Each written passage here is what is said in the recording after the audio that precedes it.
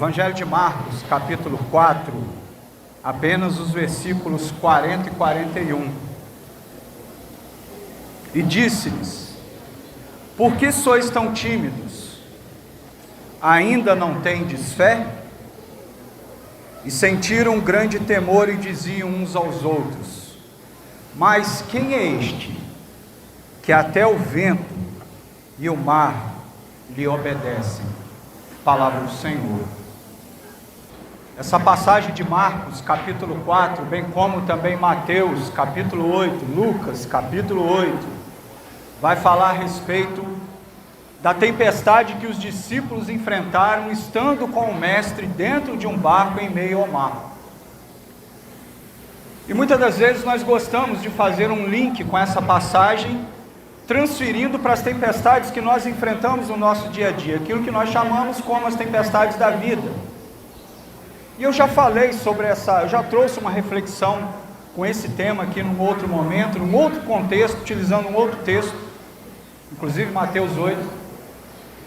Mas pensando nas tempestades da vida, todos nós sabemos que elas são inevitáveis. As tempestades da vida, elas são imprevisíveis. E no que depender da força do braço do homem, elas não podem ser administradas. É impossível, porque foge ao nosso controle.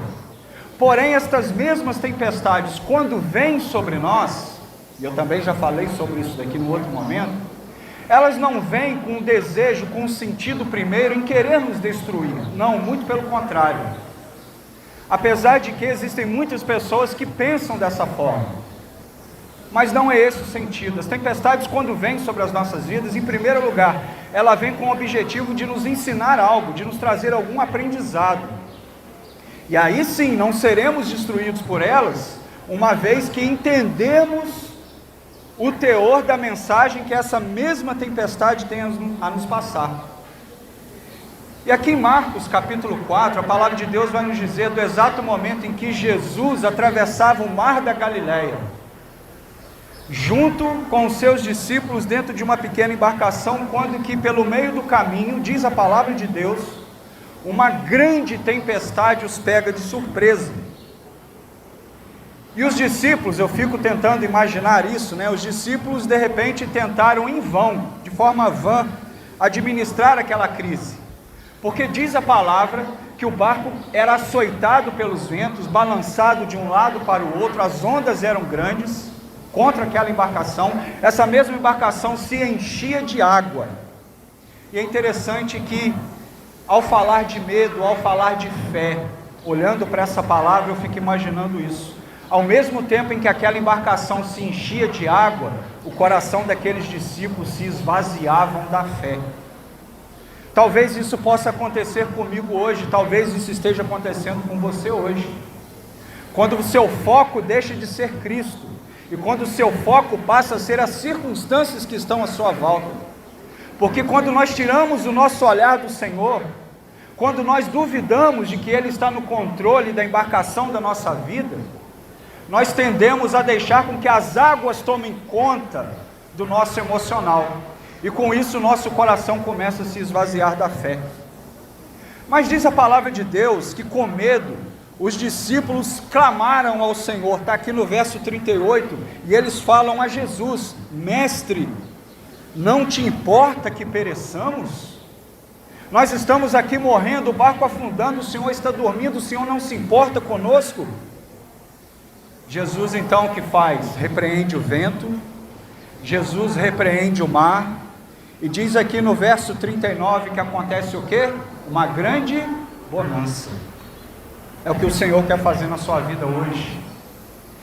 É esse mesmo vento de bonança, não de tempestade, mas de bonança, vento do Espírito, vento que traz paz, vento que traz consolo, vento que traz salvação, libertação, consolação. É esse mesmo vento que o Senhor deseja trazer sobre a sua vida.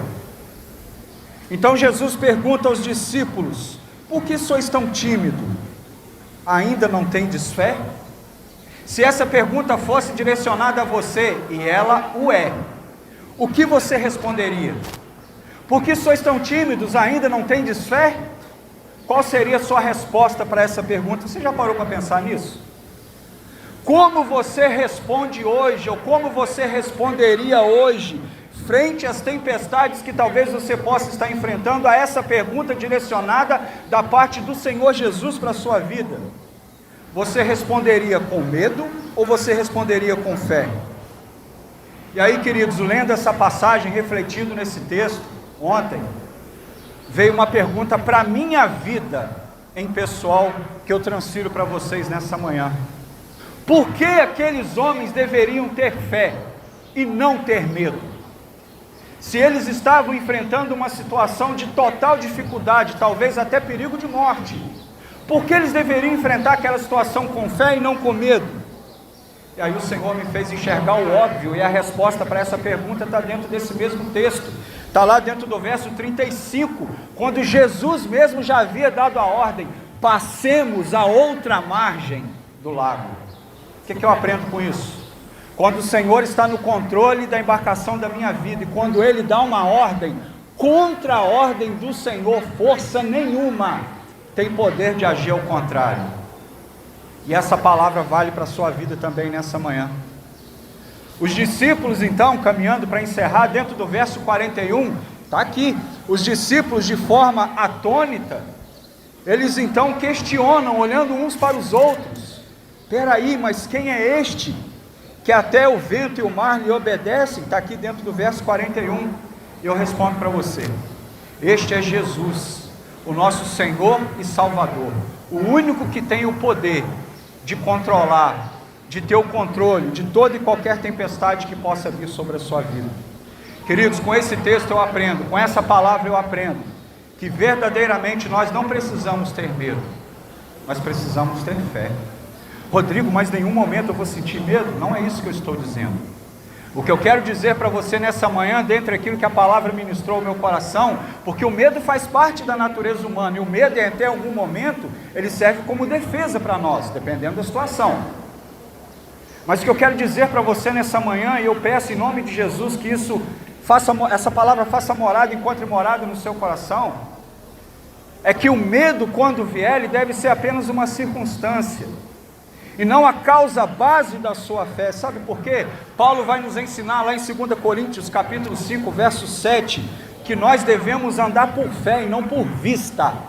Quem anda por vista anda debaixo do temor, anda debaixo do princípio do medo. Agora quem anda com fé busca andar ao lado de Deus.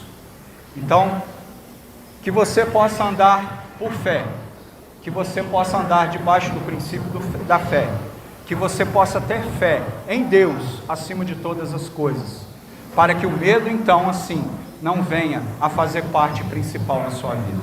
Amém? Que Deus te abençoe em nome de Jesus.